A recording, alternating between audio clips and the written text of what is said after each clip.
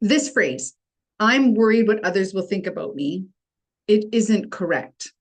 What is happening is you're worried about what you think other people are thinking about you.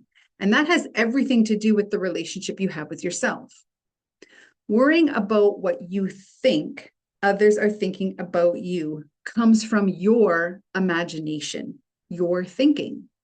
And in that thinking, you also create an emotional experience. So when we put this in the context of our emotional intelligence, what we have to do is work on the proficiency of certain emotional intelligence skills to get over the hump of having what we think other people think about us actually influence us in any way, shape, or form. I recently had a client describe that as she navigated through this space and worked specifically on the skills of emotional self-awareness, self-regard, and reality testing, she now has an experience day in and day out that she describes as liberating. Let's just let that sit with us for a minute. Because what is the opposite of liberation? Confinement, jail, restriction. None of that has a tone that any of you want to experience in life. We want to be liberated to be who we are. We want to be free to choose the experience in our life that we want to have. So when you want to engage in transforming this area of your life, step one is emotional self-awareness.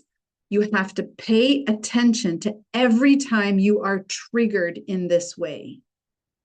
To when you notice inside your head, you are saying some version of the phrase, I'm worried what they are thinking about me. Pause and correct it. I'm not worried about what they think about me. I'm worried what I think they're thinking about me. And that allows you to step into the second skill of reality testing, which is I'm making up a story in my head about what I think they're going to think of me. And it's probably loaded with judgment, fundamental attribution errors, like character flaws and weaknesses. And while some of that might be objective, some of what you're acknowledging about your gaps and your weaknesses and character flaws may be true. It isn't the whole picture. You are not just your gaps, your flaws, your weaknesses. You are also your strengths, your attributes, your skills, your values, all of your positive qualities and characteristics. And reality testing is not balanced if it doesn't include both of them. Because what happens when you do an inventory of who you actually are is you balance the scales. You acknowledge, yes, strengths and weaknesses.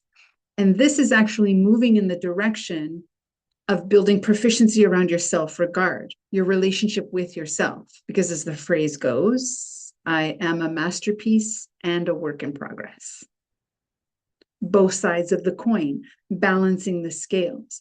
When we apply these three skills, you enter into a space that is grounded emotionally, and that allows you to turn on your IQ around creativity and motivation to act, doing hard things, making decisions about how you want to show up in your life, how you want to address a problem, how you want to show up in a relationship.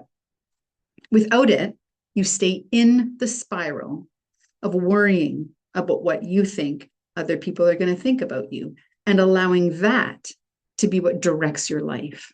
And when you allow that to be what directs your life, you stay in the cage.